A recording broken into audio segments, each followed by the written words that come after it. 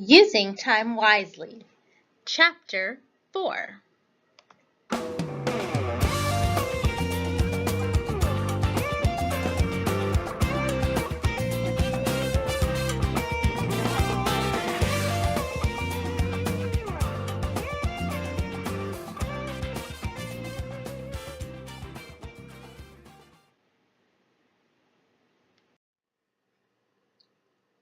So starting with slide 1, that is entitled Time is of the Essence.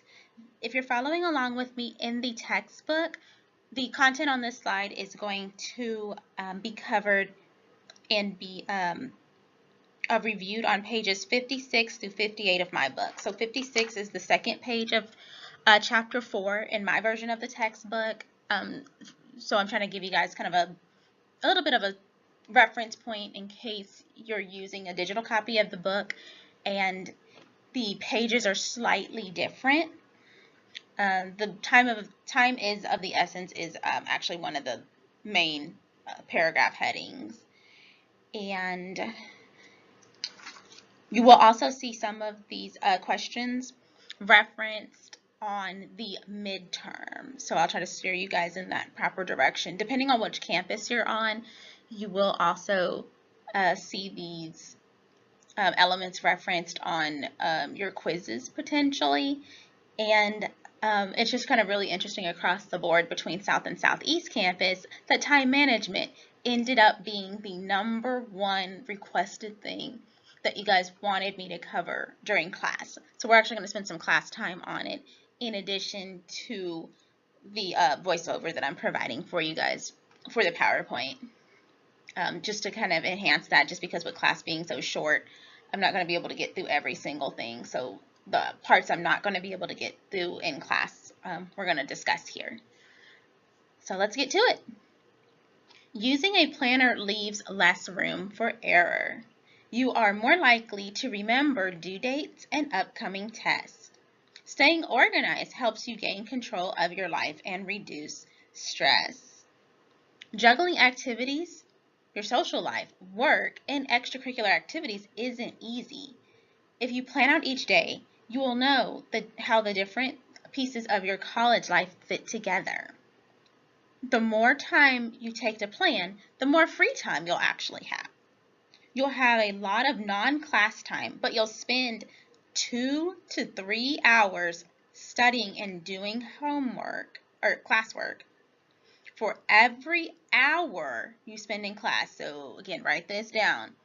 For every 2 to 3 hours that you'll need to allocate 2 to 3 hours to spend outside of class for every hour that you physically spend in class. And just like I mentioned in a previous lecture, and we're going to cover this in class as well, this does include online classes as well. That's going to be your ratio that you will want to go by. You're going to see this again. And laying out your academic commitments will make your actual free time become apparent. There are many types of planners to choose from. So web-based organizers are available, paper calendars, bound planners, apps on smartphones or iPads. Choose the method that works best for you. Write down everything you need to do each day in your planner, including your academic life, work responsibilities, family commitments, extracurricular activities, and personal life. Add assignment and test details, including due dates, test dates, office hours, and other relevant information to your planner from your class syllabi. And I would go a step further, especially if your course includes kind of some sort of online computer-aided technology or some sort of learning platform such as Blackboard, Alex, Connect, those are both by McGraw-Hill, or like My Math Lab, that's from Pearson. Sometimes with the assignments, they open on a certain date depending on the parameters that your professor has set up, and then they're going to close by a certain date and time as well.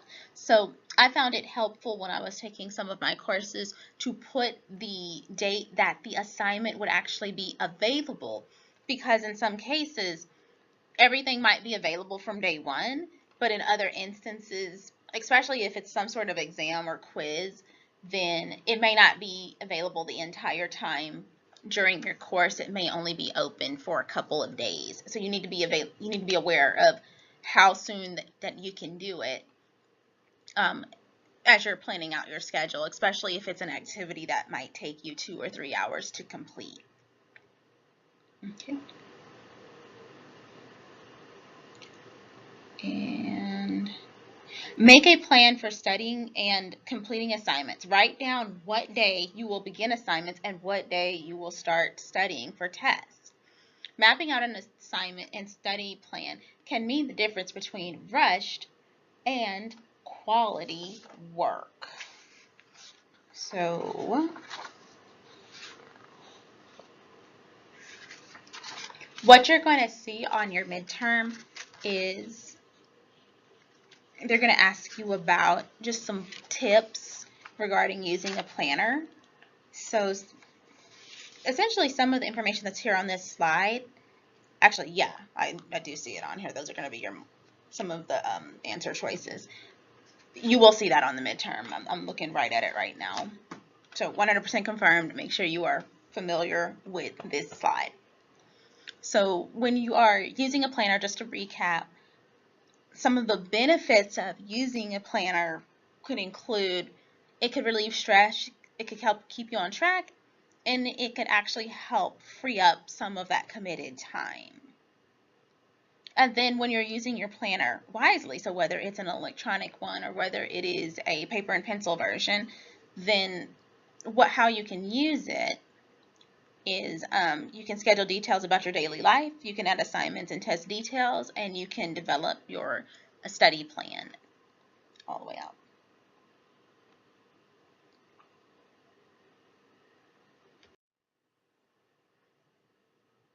Okay, so moving on to page 61, starting with page 61, going into page 63. In my textbook, we are going to discuss procrastination next and what you can do about it. So first, we need to address, why do you procrastinate to begin with?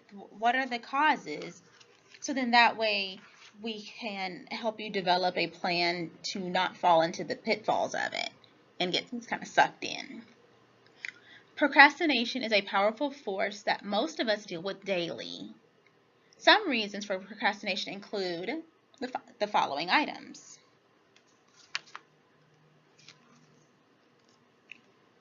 You're not interested in the topic you're studying, so it's difficult to motivate yourself to get going in the first place. You're not in the academic material you're studying is particularly challenging or confusing, so you would rather put it off or work on easier tasks first. Other activities or tasks are more fun than your academic work, so it's easier to put off what you don't want to do. You're overwhelmed by the amount of work you have to do, and you don't know where to start. And lastly, distractions, often in the form of technology, occupy so much more of your time that you end up avoiding the work that needs to be done altogether. And I would just say, like with that very last one, what they're referring to is as our phones become smarter and we're able to, multitask using them, what it's starting to do is it is actually kind of starting to encroach into some of that free time that would be study time. So you got to limit that time that you're using your social media, that you're playing your games, and I would say that you're texting back and forth as well. That does suck up a lot of time, more time than you actually realize. And I would say if you're going to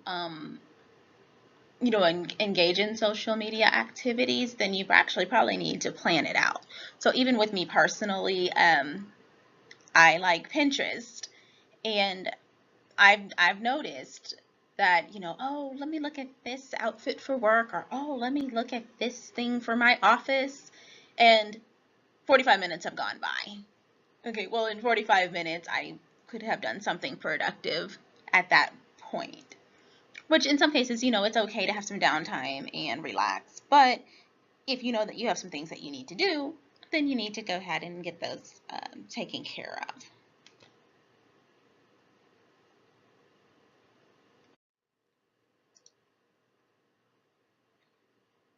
So now we've addressed some of the issues, some of the causes in regards to why some people procrastinate. So now what we want to do is we want to find ways to battle, combat, or avoid procrastination. And you're going to see a question regarding this on your upcoming exam. So hint, hint. And again, I'll kind of steer you in the direction that you're going to kind of see it in. I would say on page 63, there's a blue chart, and I would be familiar with the 5 bullet points that are in there. And that should help give you the content that you need for the question that I'm looking at right now. Okay, so starting with your hardest assignment may seem counterintuitive, but if you work on difficult assignments first, they can feel less threatening, less threatening and easier to accomplish. You'll also generally be more focused at the start of your study session. In college and in life, we sometimes have to do things that don't interest us, that we're not interested in. Rewarding yourself after completing this type of task can help motivate you. Balancing activities and time for fun will make you happier and more productive. Likewise, breaking complex assignments into smaller chunks can make them more manageable. Breaking your study sessions into intervals with breaks can also help you beat procrastination. Make sure you stay on top of your task for the day to day by creating a to-do list. Include everything that you hope to do in a day, such as academics, work responsibilities, and personal and family commitments. And then down here at the bottom, prioritize your list to avoid procrastination. And determine what must get done that day and what could wait till later. Unexpected events happen, so you may not complete every task on your to-do list, even with a plan in place. So at that point, that's where you have to learn how to adapt and make those adjustments as necessary. So let's unpack a little bit of what we just talked about here, and just to kind of recap a little bit. So again, a couple of the things that you can do to battle procrastination. These are just a couple of the suggestions. Take on the most challenging assignment first, so whatever you consider to be your Achilles heel, get that out the way. Again, like they were saying, you're typically going to be more alert, more awake, where you can go ahead and focus in on the assignment that's going to take you the most effort, and in some cases the most time to complete. And then that way, at that point, you can kind of take a short break to recharge, and then you can start attacking some of those other things at that point. Build in a reward system. So what I would do is when I was working on stuff for my master's program, and these were marathon study sessions at this point because of the number of classes I was taking and the amount of articles and chapters in the textbooks that had to be read. So I would break my study sessions down into chunks, which is another tip that you see down there. And what I would do is I would sit down and study for about 45 minutes to an hour.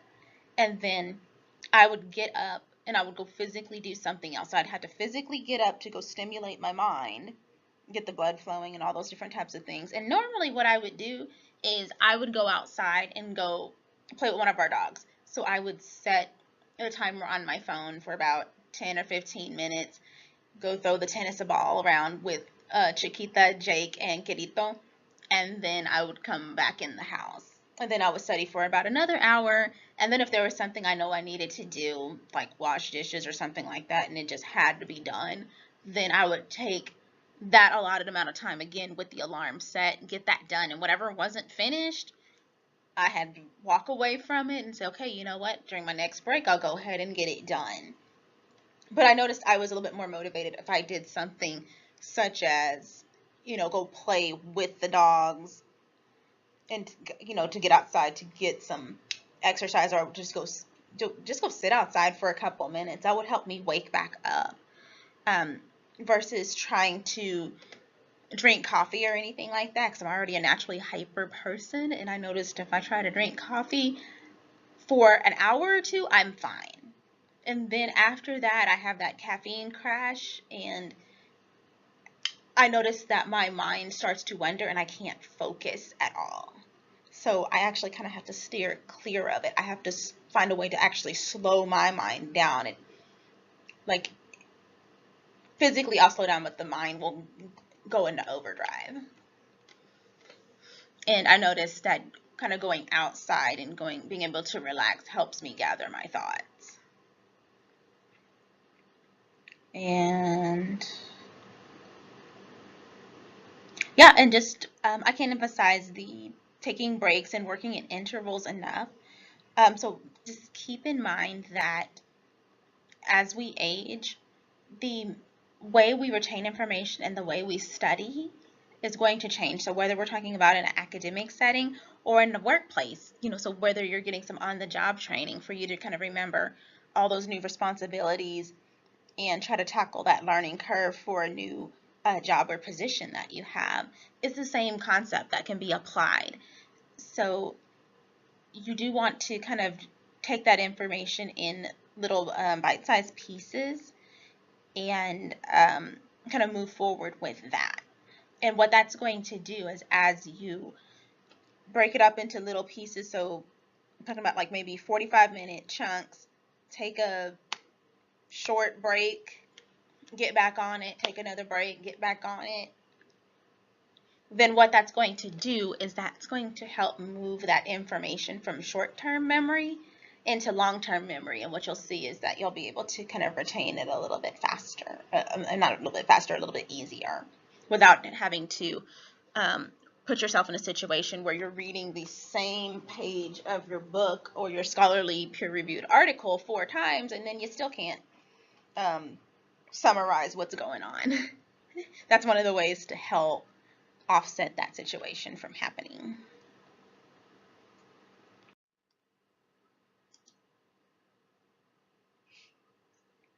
Okay, and then this slide is more specific from page 63.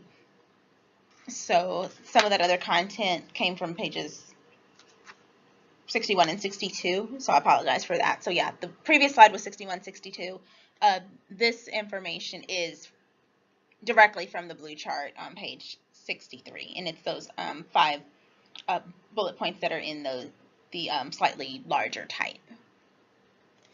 So let's look at 5 ways that smart students battle procrastination. So number 1, they schedule study dates with a classmate to keep each other on task.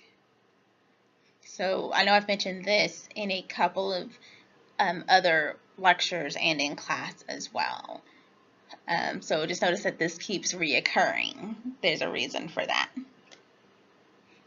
And just some other innovative ways that you can kind of incorporate this strategy in is remember that you can study with other students in person, or you can connect online using FaceTime or a similar service, such as Skype or Duo, depending on your service provider.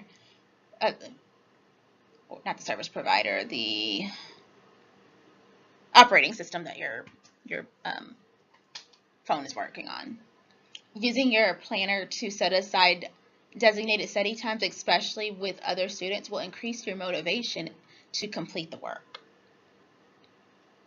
Okay, so number 2, move to a different location when your room or home becomes too much of a distraction, or try a different study time. So remember, I mentioned this as well, and I encountered this personally with trying to get these videos recorded for you guys for my public speaking class, for my leadership and teams course, and for my human resources management course, because we had content that had to be recorded and then we had to post the videos for our classmates to see. And again, these were all online classes that I was the other 3 classes that I mentioned, those were ones that I was taking earlier this year myself. And I did have to at times either physically remove myself from the house with the other 3 people and the 3 dogs that were in there, or I had to change the time I studied. I'm a night owl.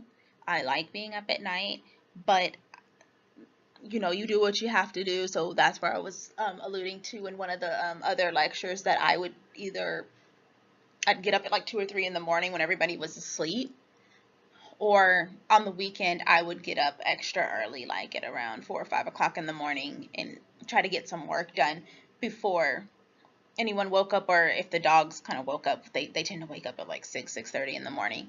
So I had to gauge about how much study time I thought I would need, and basically try to race the clock before they started stirring and getting up. Because otherwise you can hear them even just moving around in the background. Some of these microphones are really sensitive. Number 3.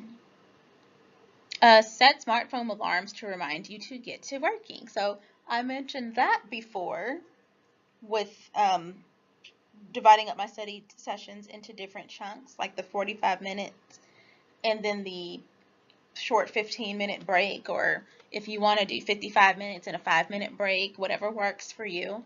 I just know you kind of have to test out the different chunks for you. I know my mind starts to wander after a certain amount of time, so I tend to do a little bit better with a shorter study session, and then a time where I can physically get up and go do something and come back. Number 4, give friends permission to point out when you're procrastinating. It can be annoying when others tell you to get working, but it might help motivate you. So they're helping keeping you accountable. And then number 5, block out a few 30-minute chunks to enjoy your online sites and respond to email rather than checking it throughout the day. So I actually do see people allude to this in the workplace as well, where you can allocate a specific time of day to check and respond to your work-related emails, and then the rest of the day is set up for the other tasks that you have to complete. And supposedly that's supposed to increase your productivity and help you work more efficiently. The same thing can be applied with your academic work as well.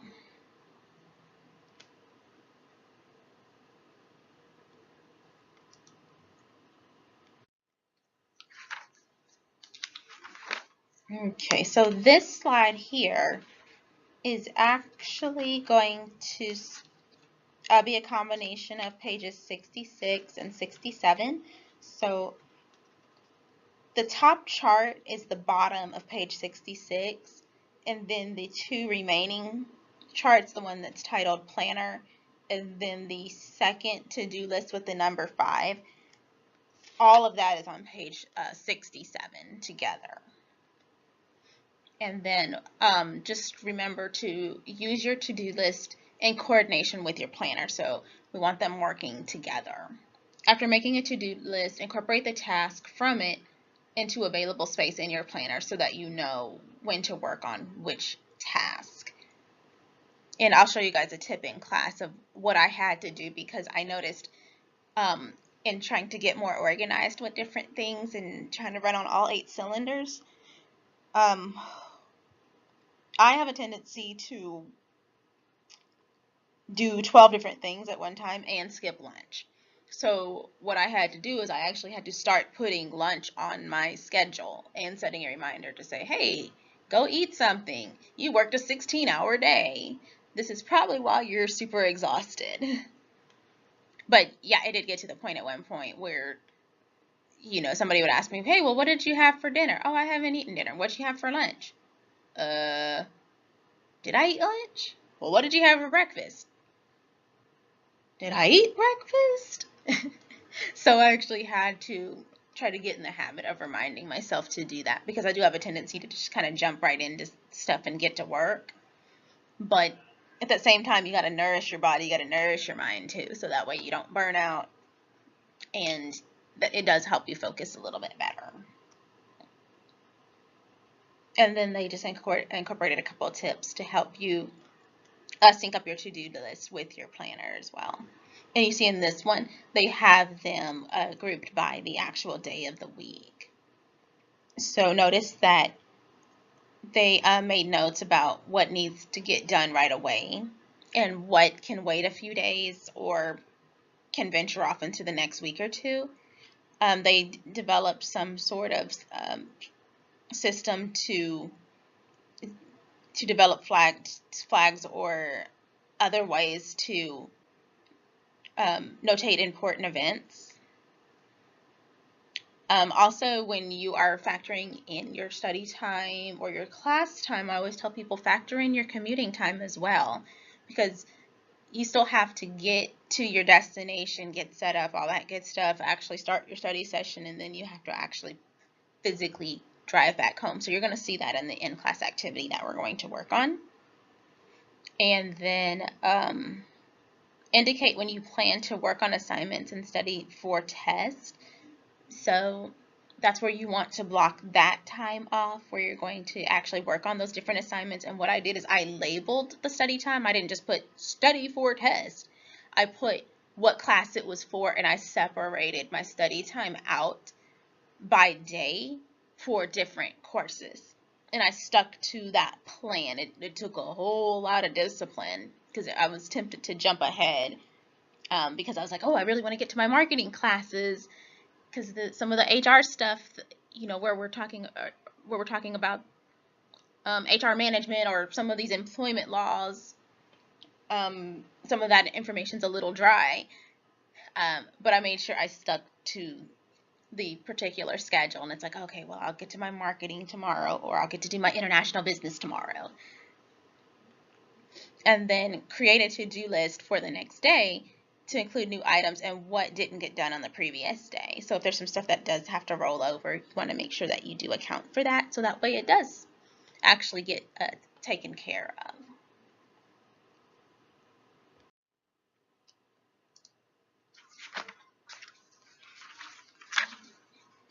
And then here on page 65, so it's actually going to go back just a little bit, this slide actually aligns with that bluish gray chart that's taking up the entire page. And it has the same exact title, 5 questions to help you prioritize your to-do list. There is a question related to prioritizing your to-do list on the midterm, so it is actually on there where it's actually visible. And I was trying to see if it was on the quiz, but I put the paper somewhere. But yeah, it's on the midterm for sure. It's one of the questions on there. And these are the 5 kind of bullet points right next to the numbers that you're going to see.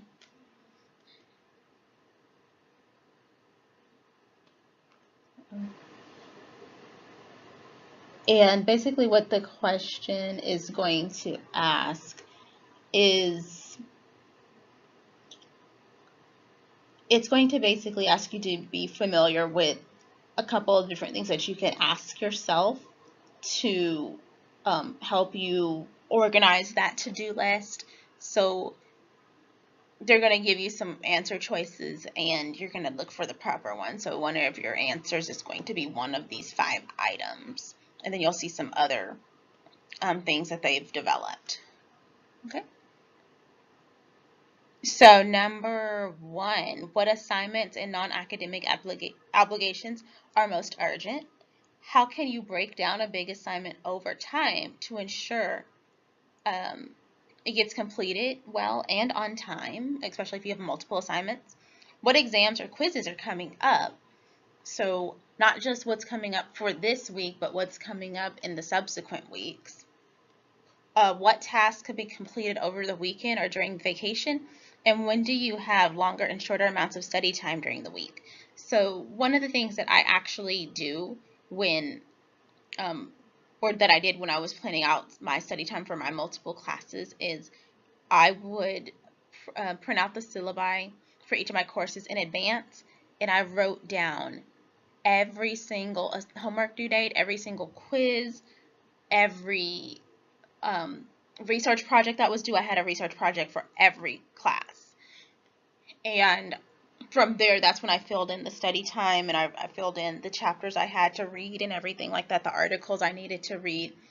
and then I actually reserved time to search for peer-reviewed articles and different things like that. So that helped me find areas of time to study where I didn't think I had any. So I noticed, for example, during the year we get an hour for lunch, but I don't take an hour to eat, and I cannot write a 20-page paper in an hour. I can get it done in a day, but I can't write it in 1 hour. But 1 hour is enough time for me to find 10 or 15 articles in one of the databases and do a preliminary scan on them, get through the abstracts, also known as the summaries, and save them. So then that way, when I get home to actually sit down and start writing, like the introductions, the abstracts, and get rolling on the actual research paper, now I already have a preliminary plan in place, versus having to try to at least gather my resources. Like it's all done by the time I get home. So now we're on the very last slide, and we are looking at some of the tips that are going to help you find a balance.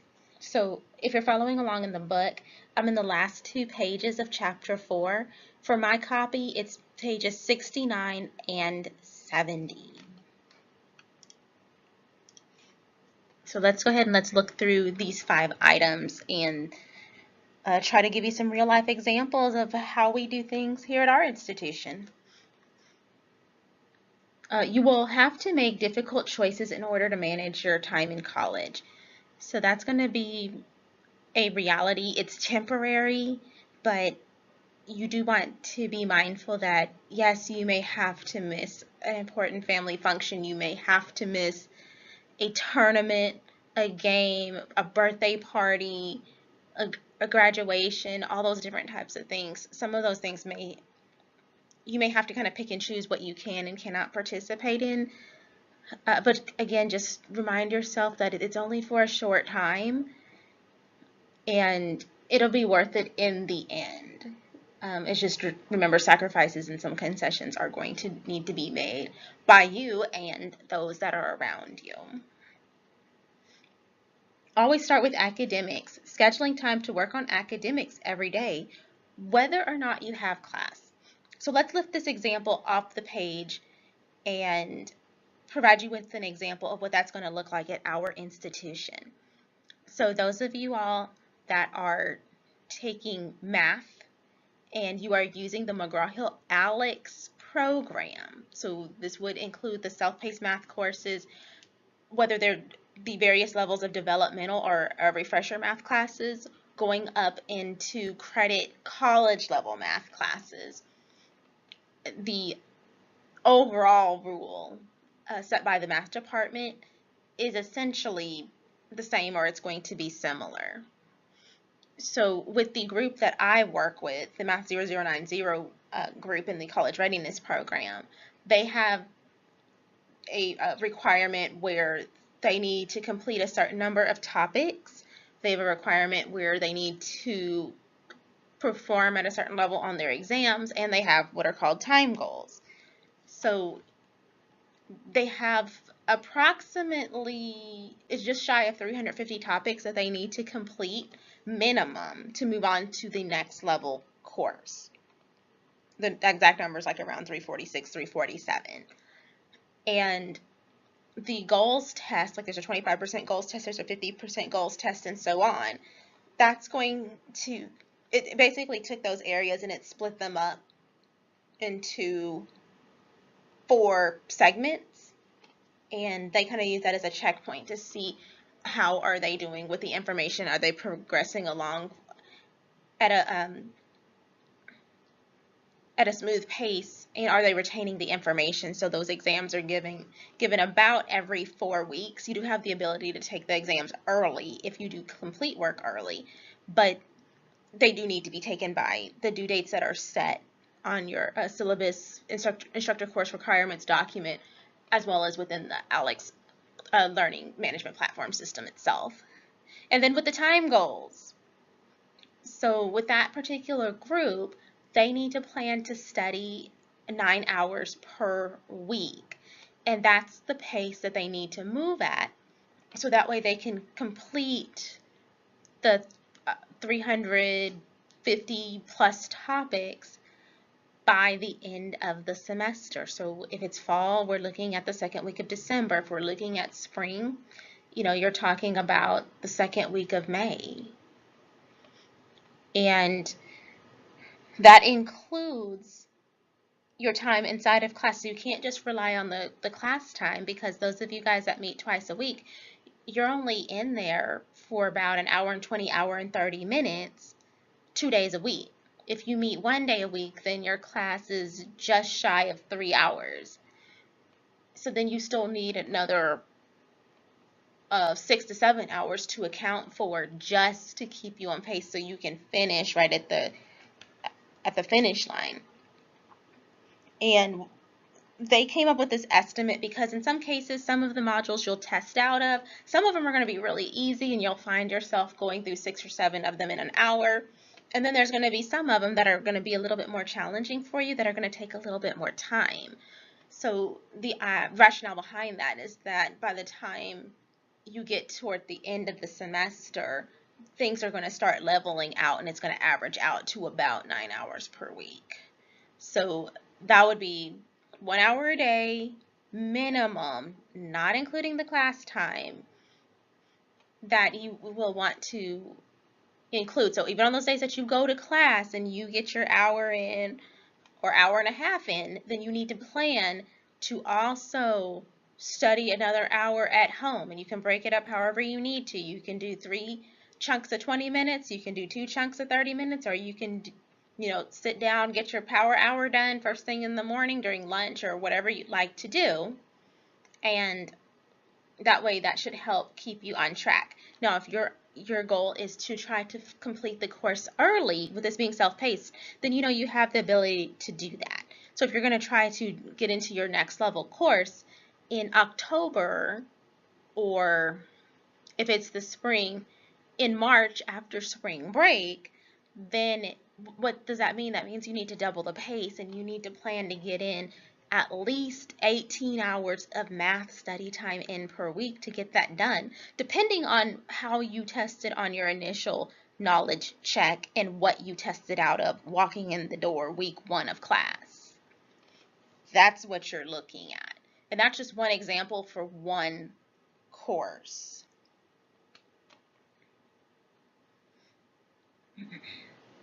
Okay, understand your schedule to successfully balance commitments.